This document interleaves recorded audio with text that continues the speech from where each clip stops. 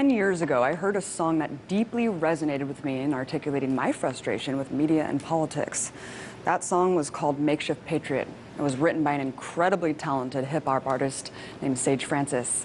Francis is a prolific lyricist who's broken through almost every genre, from slam poetry to what's been dubbed indie hop, considering that Francis was the first hip-hop artist to sign with punk record label Epitaph. Now he runs his own independent company called Strange Famous, and I was lucky enough to have him in studio joining me earlier to perform a song called Vonnegut Busy from his new album, Copper Gun.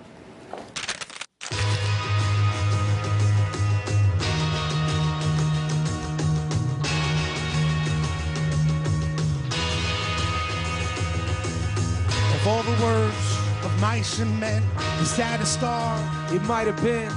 Of all the words of mice and men, the saddest star.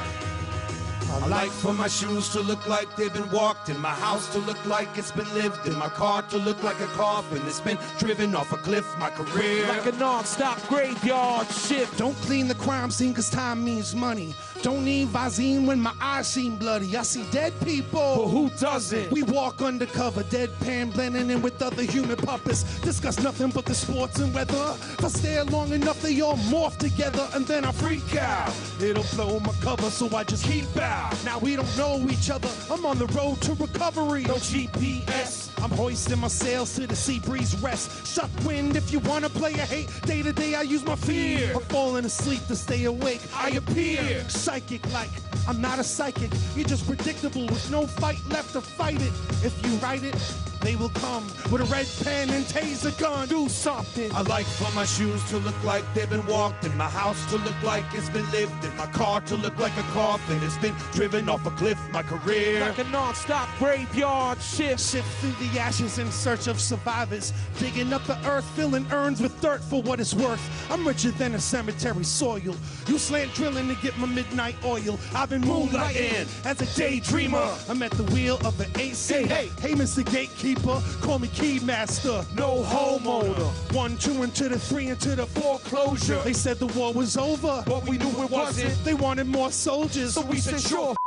Here's a fresh batch of people with setbacks. The poor folk, in fact, they're all broke cause of your debt traps. Picking the pockets of people who probably needed assistance most. Selling them lies, selling them out, sending them off to a distant coast. Telling them anything anyone left for the possible debt is receptive to. Breaking a promise of negative worth, but there's nothing left for you. Gotta buy to stay alive. They punish the payment delay. Then they charge you with a low balance. Then they ask why didn't you save? Too long we took it on the chin. Too long we took it to our grave. Now we take what we can get. In a little minimum wage. Do something. Yeah, it might have been. Do something. It might have been. Do something. Of all the words of mice and men, the saddest star. Wanna get busy. Do it. Mess up my mind. Wanna get busy. Do it. Mess up my mind. Wanna get busy. Do it. Mess up my mind. Wanna get busy. Do it. Keep it coming. Do it. Keep it mess up my mind. Do that. Do that. Do that. Do that. Do that. Do that. Do that. Wanna get busy. Do that. Do that. Do that. Mess up my mind. Hold up. We gang up on bully types as if that isn't what a bully's like. Inspiration strikes like your union. I write these lines just to cross them. I'm concluding if my mama don't want her, she never has to work again. Never ask me why I spread myself so thin. Been a flirt, dirty with the pen. I flick my tongue on the bottom. I promise writer's block ain't never been a problem. Probably make the columns wanna pop bottles of pain relief. Sometimes it's what you don't say that says the most, to say the least. Idle feet of the Devil's Fetish Club. Highly exclusive spot none of us are members of. Dante's a scrub. Drink them out the van and steamrolled them. 2010 had a couple dreams stolen, me and Pete Dolan. Relocked and reloaded. It feels like you're going through hell. Keep going. Feels like you're going through hell. Keep going. It feels like you're going through hell. Keep going. And as they say, may the bridges that we burn light the way. I like for my shoes to look like they've been walked in, my house to look like it's been lived in, my car to look like a coffin that's been driven off a cliff, my career like a non-stop graveyard shift. I like for my shoes to look like they've been walked in, my house to look like it's been lived in, my car to look like a coffin that's been driven off a cliff, my career like a non-stop graveyard shift. I like for my shoes to look like they've been walked in, my house to look like it's been lived in, my car to look like a coffin that's been driven off a cliff, my career like a non-stop graveyard shift. Do it, mess up my mind. Vonnegut Busy. Do it, mess up my mind. Vonnegut Busy. Do it, mess up my mind. Vonnegut Busy. Do it, mess up my mind. Vonnegut Busy. You started Strange Famous Records in 1996. What compelled you to start an indie label all the way back then, and how hard was it to get off the ground? Well, it didn't get off the ground until like many years later, but in '96, I was introduced to the hardcore punk rock scene, and they were all releasing their own records. There was no major label putting out stuff like that. And it inspired me because that whole time, from childhood until I was in college, I was like, when is a major label gonna sign me? And it was obvious that wasn't gonna happen unless, I had to like get stuff in motion on my own. It just inspired me. I watched them print their own zines. They were a self-sufficient subculture that hip hop was lacking. It was like all of hip hop was run by like a certain couple companies, and that's all the same artists you listen to. The good thing about that is like a collective experience. Because people who came up listening to hip hop, we all know the old LL Cool J records, we all know the old Run DMC, Public Enemy, but eventually when the indie scene in hip hop started to explode in the late 90s, early 2000s, then everybody started putting in the legwork to get their material out there, and Napster and file sharing companies that allowed for people in Sweden to hear my music when I didn't have distribution. Like that certainly kick-started the indie scene. You said that corporations have extracted intelligence from hip-hop. I wanted you to elaborate on what you meant by that. Yeah, well, for many, many years, I think that they decided to promote and push artists who appeal to the lowest common denominator was the fastest and easiest route of getting an audience who would spend money for the albums. Like, yay, capitalism, but like, there's other things at play that like Russell Simmons, I think, has been put on blast recently by Chuck D about this stuff. Hot 97, a lot of other companies who were big tastemakers in hip hop early on, who went the very easy and cheap route later on. They deserve criticism because, well, they were lucky to be in a position where they were when they were in it, when everything was brand new and fresh, and they did push artists like Public Enemy who changed like the way people think about hip hop and music and for positive change. And then for everything to just get so cheap and watered down, and that's all they cared about, it's all they pushed. It's like there was no dialogue about like, how do we better this? Like, look what it's doing to the communities and where hip hop originated from. It's like, how are we giving back to those places? Like, that's beyond me. I don't feel like that's my position to talk about it, but I do think that they deserve a lot of criticism. I have to talk about the song because that's what turned me on to you, Makeshift Patriot, back right after 9/11. You wrote the song a month after 9/11. You released it the same exact day. It's talking about everything from the media analysis to the U.S. funding terrorism in the past. How the hell were you so prescient and you did not get sucked up into that patriotic fervor so soon after the event? I think, because I wrote it soon after and then recorded it and released it on 10/11, but I was kind of still fresh out of university. I graduated with a degree in journalism, never pursued it, but at least they taught me the ethics of journalism. So then when I saw how the story was being presented, not only did it just kind of like, the red lights were blinking, like something was wrong. The way they were presenting the story was wrong. The way people around me were talking was wrong. It's like people were just nasty and very scared. And I was scared too. I mean, I remember being very scared. But I was scared of not like a Muslim terrorist mostly. Like I was scared of what people were doing around me. I wanted to document the fear of the whole thing, of everything.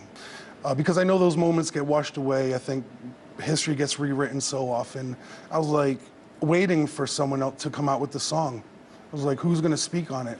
But everyone was just waving the flags, and it was the echo chamber of you know, what was being said on TV, and I felt it was wrong. I always thought it was hip hop's place to be that other voice, to be the alternative, and to speak some sense into a confusing or wrong situation. So that was my inspiration. Obviously, hip hop taught me that coming up, but my experience with journalism also showed me another angle, so I wanted to like address that in the song, and not have it be about 9/11 per se, but that's part of it. But it was culture, journalism yeah. as a whole, media as a whole, and culture as a whole, the fear-driven populists who just were like willing to do anything, the shock doctrine type stuff. Yeah. No, it really spoke to me, and thank you for writing. I know that it was deemed really controversial, which is insane, because all you're doing is dropping these hard truths that no one else wanted to really speak at that about. time, I was time. wondering what was going to happen, and I felt like I was put on. I was red listed. I was, you know, I was red flagged. Every time I fly or go elsewhere, I'm detained. They go through all my stuff, but years still to this day. You said back in 2010 on RT, actually, that you were comfortable with the direction Obama was taking the country. I wanted to see if you still felt that way. Well, I got a lot of for that, but the thing was, I felt the interviewer was steering me to talk Obama, and I wasn't ready to do that just yet. He had only been in office for 4 months, and I don't know what it is to be a president. I don't know how long change takes to happen, but so I was like, I'm waiting it out. I'm not here to like bash anyone who becomes president. I was trying to see if maybe some cool could happen. Yeah. But no, I don't think I'm very pleased with the direction things have been taken, and I still don't know a whole lot of what it is to be president. Because I did feel like he had it in him to change things for the better, and like I said, the downward trend is just continuing to happen. You can yell all day until you're blue in the face about don't buy from this company, and then you see that they own about 1 million companies, and then it's like, what the hell are you supposed to do? And then getting sucked into this election cycle every 4 years when nothing changes, and I think it's just mobilization, grassroots, and hoping we can try to create some alternative here. Let's talk about your new album, Copper Gone. You've taken a 4-year break from touring. Tell us what went into this album, because it's full of so much passion. It's this reflection on politics, the world, how you interact with it, how it interacts with you. Just an incredible kind of commentary there on so much. Yeah, the album was a result of, I think, being shut away for 4 years. The kind of things that happen when you are shut away for 4 years. Media takes part in that, because I'm watching TV, I'm thinking a lot about the same things. How does that reflect in my like daily life when I feel like things are broken outside, but also I realize they're broken inside? So Copper Gone was about, and the title itself references how homes around where I live were abandoned and copper pipes were taken out of it, you know, for scrap metal or whatever. So they spray painted Copper Gone onto the houses.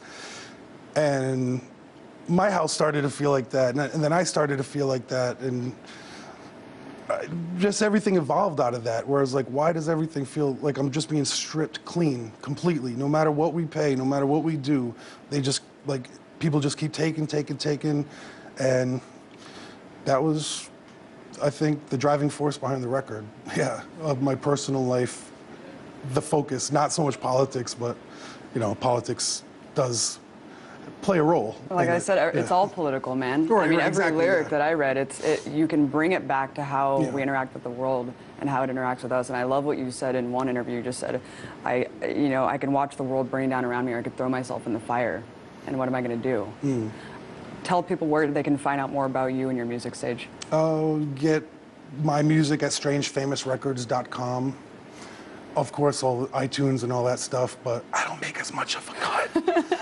And Bandcamp, and hopefully in stores, if you still have a record store where you live, and you could ask them to order. Support your local record stores. Yeah. It's fun to like just sift through the CDs if you have a CD player still. See, that's another thing. They try to wipe out CD players. Like, they're making cars without them. They're making laptops without CD players. They're forcing the issue. I'm not ready for the change.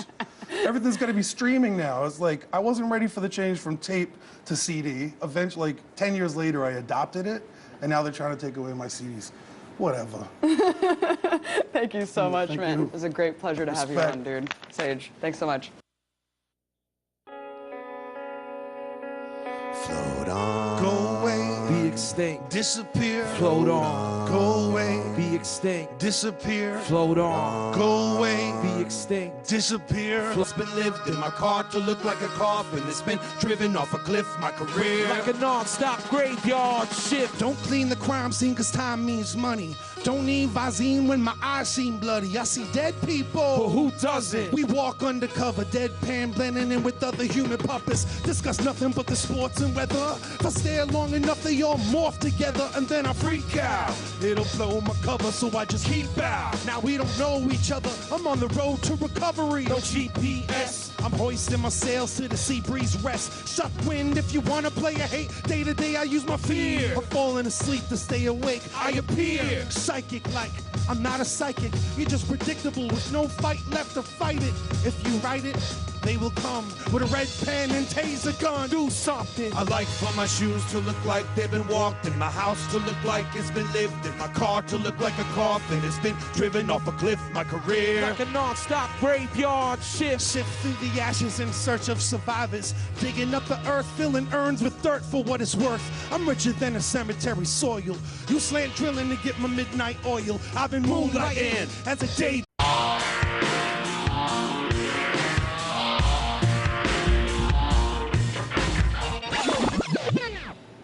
10 years ago, I heard a song that deeply resonated with me in articulating my frustration with media and politics. That song was called Makeshift Patriot.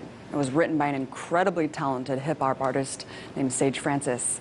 Francis is a prolific lyricist who's broken through almost every genre, from slam poetry to what's been dubbed indie hop, considering that Francis was the first hip-hop artist to sign with punk record label Epitaph. Now he runs his own independent company called Strange Famous, and I was lucky enough to have him in studio joining me earlier to perform a song called Vonnegut Busy from his new album, Copper Gun.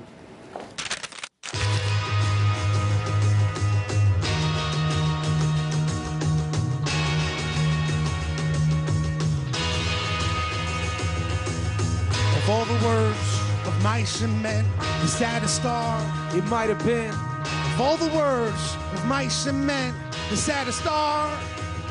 I like for my shoes to look like they've been walked, in my house to look like a dreamer. I'm at the wheel of the AC. Hey, Mr. Gatekeeper, call me Keymaster. No homeowner. 1, 2, and to the 3, and to the 4. Foreclosure. They said the war was over, But we knew it wasn't. They wanted more soldiers, So we said, sure, it. Here's a fresh batch of people with setbacks. The poor folk, in fact, they're all broke. Cause of your debt traps. Picking the pockets of people who probably needed assistance most. Selling them lies, selling them out, sending them off to a distant coast. Telling them anything anyone left for the possible debt is receptive to. Breaking a promise and negative words, but there's nothing left for you. Gotta buy to stay alive. They punish the payment delays. Then they charge you with a low balance. Then they ask why didn't you save? We took it on.